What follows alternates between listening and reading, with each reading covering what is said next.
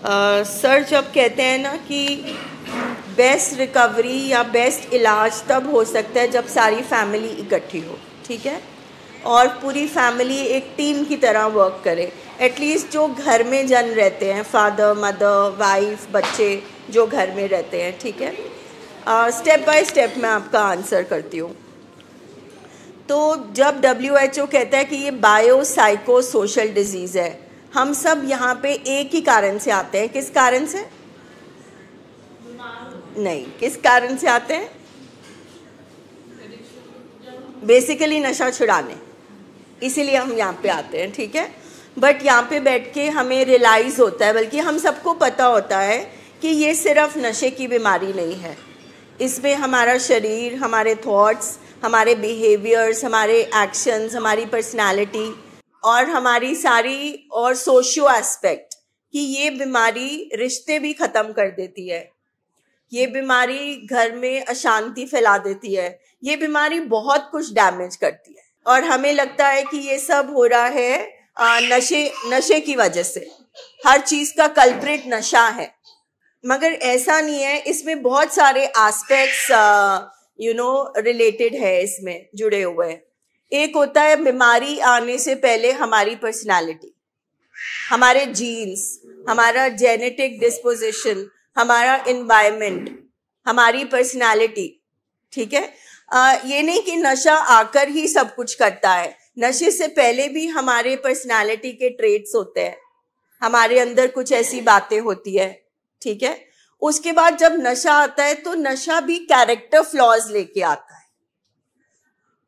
अब नशे के बाद हमको पता है सब झूठ बोलते हैं, झूठ आ जाता है हमारे पेशेंट में, कहानियां बनाना, चालाकियां करना, डिटैच हो जाना, उनको फीलिंग्स खत्म हो जाती है, या फिर वो बहुत एग्रेसिव हो जाते हैं, गुस्सा करते हैं, इरिटेबल हो जाते हैं। तो ये सारे जो कैरेक्टर फ्लॉज है ना, बाकी बीमारी के क्या कैरेक्टर फ्लॉज होते हैं, मतलब क्या लक्षण होते हैं? फीवर चढ़ जाएगा, उल्टी आ जाएगी, बीपी बढ़ जाएगा, वो सब हमें पता है और हम एक्सेप्ट करते हैं। मगर इस बीमारी के लक्षण क्या है कि पेशेंट झूठ बोलता है, उसे फैमिली को दुख होता है। अगर पेशेंट का डोपामिन लेवल बढ़ गया है, वो लड़ाइयां कर रहा है, ठीक है, तो उससे भी फैमिली हर्ट होती है। तो जब हम इस प्रोग्राम में आते हैं, हमें एक एक करके हर चीज को एड्रेस करना पड़ता है। ऐसे नहीं हम बोल देते कि टाइम लगेगा। नॉर्मली एडिक्शन से रिकवरी में जाने के लिए सबसे पहले तो नशा छोड़ना जरूरी है। नशा छोड़ने के बाद जो अब हमारे अंदर कैरेक्टर फ्लॉज आ गया, अब ऐसा तो नहीं हो सकता नशा छोड़ दिया 10 साल से मियाँ बीवी की बन नहीं रही, लड़ाइयां होती है, आपस में डिस्ट्रस्ट है, आपस में कोई लव नहीं रह गया, तो एकदम तो नहीं ठीक हो जाएगा सब कुछ। तो ये प्रोसेस में धीरे धीरे नशा छोड़ने के बाद हम अपने कैरेक्टर फ्लॉज पे काम करते हैं। कैरेक्टर फ्लॉज के बाद काम करने के बाद तब जाके रिकवरी आती है। रिकवरी ऐसे नहीं आ जाती, क्योंकि हमारा जो गोल है ना, वो है सिर्फ नशा छुड़ाना। तो हम कभी भी रिकवरी की तरफ नहीं जा सकते। जो आपने मैम क्वेश्चन पूछा, वो क्वेश्चन लेटर ऑन आएगा। पहले तो हम फिजिकल एस्पेक्ट को ही डील कर रहे हैं कि क्या हमारा पेशेंट रिकवरी में गया, क्योंकि सबसे पहले तो पेशेंट नशा छोड़ेगा। नशा छोड़ने के बाद उसका जो दिमाग में डैमेजेस हुए हैं, उसका जो दिमाग का स्ट्रक्चर बदल गया है, उसको जो क्रेविंग्स आती है, उसके लिए भी तो वापस एक नया जन्म ही होता है ना। बिकॉज इससे पहले वो रियलिटी से कटा होता है, उसको कोई खबर नहीं होती आसपास क्या हो रहा है। जब वो नशा छोड़ के रियलिटी में आता है तो उसको सबसे पहले अपने आप को एक्लिमेटाइज करना होता है। इसीलिए रिहैब बने थे, इसीलिए काउंसलिंग बनी, इसीलिए सब कुछ बना। अब रिहैब में ये नहीं कि आप पेशेंट को जाके बस डिपॉजिट करा देते हो, एडमिट करा देते हो, नहीं। पेशेंट से बचपन से लेकर आज तक जो चीजें उसको परेशान करती हैं, ठीक है, जो आप बोल रहे हो, that is part of rehab program and therapy, ठीक है। तो जब हमारी जो काउंसलिंग होती है, अब जैसे कल सैटरडे है, कल वहाँ फैमिलीज आएंगी, कल 1-2 कपल थेरेपीज प्लान्ड है, क्योंकि अब पेशेंट का टाइम आ गया है घर जाने का, ठीक है। उससे पहले वाइफ और हस्बैंड को बिठाया जाएगा, बिकॉज वाइफ के अंदर भी बहुत पेन है, कहीं ना कहीं हस्बैंड के अंदर भी वो पेन है। अगर हमने इस चीज को एड्रेस नहीं करा, अगर हमने इस चीज को नहीं उठाया, तो घर में वो 2 अजनबियों की तरह रहेंगे, उनका रिलेशनशिप नहीं होगा, उनका जो कम्युनिकेशन है, मतलब जो इतनी देर से उनमें बातचीत नहीं होती, वो सब कुछ जादू से तो नहीं हो जाएगा ना। सो रिहैबिलिटेशन मॉडल जो है वो बायो साइको सोशल, जो तीनों के तीनों एस्पेक्ट पेशेंट के खत्म हो जाते हैं, फैमिली के खत्म हो जाते हैं, उनको एड्रेस करके पेशेंट को वापस भेजा जाता है। So first in Sameer's case, your case, you have to see कि आपने किस लेवल का ट्रीटमेंट कराया, बिकॉज हमारा पेशेंट तो कभी गया ही नहीं रिकवरी में, ठीक है। और अगर बार बार रिकवरी से पहले बीच में नशा जाएगा तो दिमाग तो वैसे ही वर्क करेगा ना। हाँ, दिस इज राइट कि हमारे पेशेंट को एक्सप्रेस करना नहीं आता, हमारे पेशेंट के अंदर कुछ कोपिंग मैकेनिज्म्स नहीं है जो हमारे अंदर हैं, इसीलिए शायद वो एडिक्शन की तरफ जाते हैं।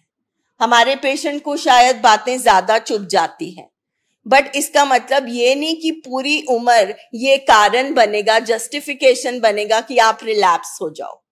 एक ये प्रोग्राम और हम और फैमिली मिलकर पेशेंट को पहले एक जगह तक पहुंचाते हैं जिसमें उसने अपना नशा छोड़ दिया, उसने अपने कैरेक्टर फ्लॉज को आइडेंटिफाई करना शुरू कर दिया कि कौन सी चीजें उसको पेन देती है लाइफ में।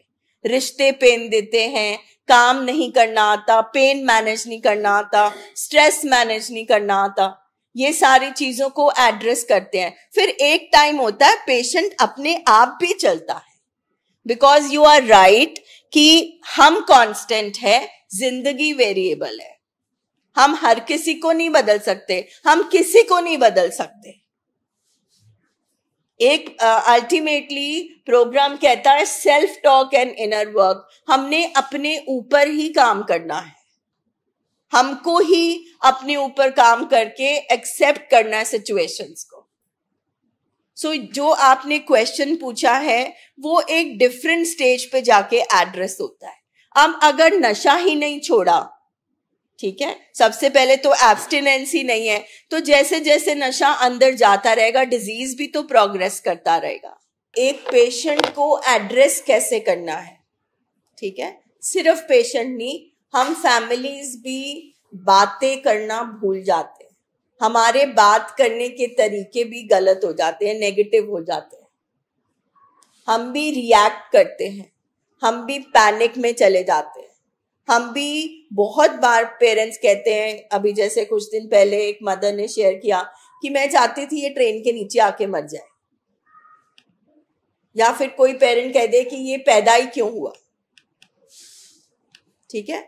मान लिया वो मदर को पेन है, उसमें कोई शक नहीं है, तो पेन पेशेंट को भी है। जब तक हम इस चीज को एड्रेस नहीं करेंगे, नहीं मानेंगे कि ये बीमारी पेन लेकर आती है, और हमारा जो सोर्स ऑफ पेन है, हमारा जो पेन जहां से आ रहा है वो पेशेंट नहीं, उसकी बीमारी है, तब तक हम इस चीज को सॉल्व नहीं कर पाएंगे, चाहे पेशेंट ने नशा छोड़ दिया हो। तभी कहते हैं ये फैमिली प्रोग्राम है, फैमिली पहले लर्न करती है, क्योंकि पेशेंट की कैपेसिटी नहीं है, क्योंकि वो पेशेंट है। पेशेंट अपने टाइम के अकॉर्डिंग और कैपेसिटी के अकॉर्डिंग ही बदलेगा। किसी भी बीमारी में, कि अगर हार्ट का पेशेंट है और डॉक्टर बोलता है 7-8 महीने लग जाएंगे, तो हम उसको पेशेंट को ये तो नहीं बोलते कि तू 2 महीने में ठीक हो के बता, वी डोंट से दैट। अगर किसी की हड्डी टूट जाएगी तो हम ये नहीं बोलेंगे कि प्लास्टर तू 2 दिन में उतार दे, ठीक है। बिल्कुल इसी तरह से सबसे पहले आपको एक्सेप्ट करना पड़ेगा कि आपके सामने एक पेशेंट है। अगर आपके पेशेंट ने आपको थप्पड़ लगाया तो बहुत फील होता है, पेन होता है, दर्द होता है, अच्छा नहीं लगता, नफरत हो जाती है उस पर्सन से। मगर अगर आपको साइंटिफिक एक्सपर्ट्स कह रहे हैं कि नशे की हालत में या एडिक्शन की बीमारी में या मेनिया में या डिप्रेशन में पेशेंट से एक हरकत हुई है तो वो उसकी बीमारी का लक्षण है। तो इसको मानना मुश्किल क्यों हो जाता है? अगर हमारा पेशेंट उल्टी कर देता है, हम तो नहीं उससे नफरत करते, बल्कि हम उसका और टेक केयर करते हैं, उसका हम ध्यान रखते हैं। पर क्योंकि हमारे अंदर ये चीज बैठी हुई है, इसने मेरे साथ गलत किया, तो हमारा नजरिया और हमारा थॉट प्रोसेस, हमारे बिहेवियर भी बदल जाते हैं। हमारे जैसे घरों में रिएक्ट करते हैं। सिर्फ पेशेंट नहीं, हम फैमिली मेंबर्स भी रिएक्ट करते हैं। हम भी बहुत नेगेटिव बोल जाते हैं, या फिर हम कट ऑफ ही हो जाते हैं कि तुम अपने रास्ते में अपने रास्ते, कोई फर्क नहीं पड़ रहा। साइलेंस। बातें करना, बातचीत करना, कम्युनिकेशन करना, जो रिश्तों की जड़ है, नींव है, वो खत्म हो जाती है।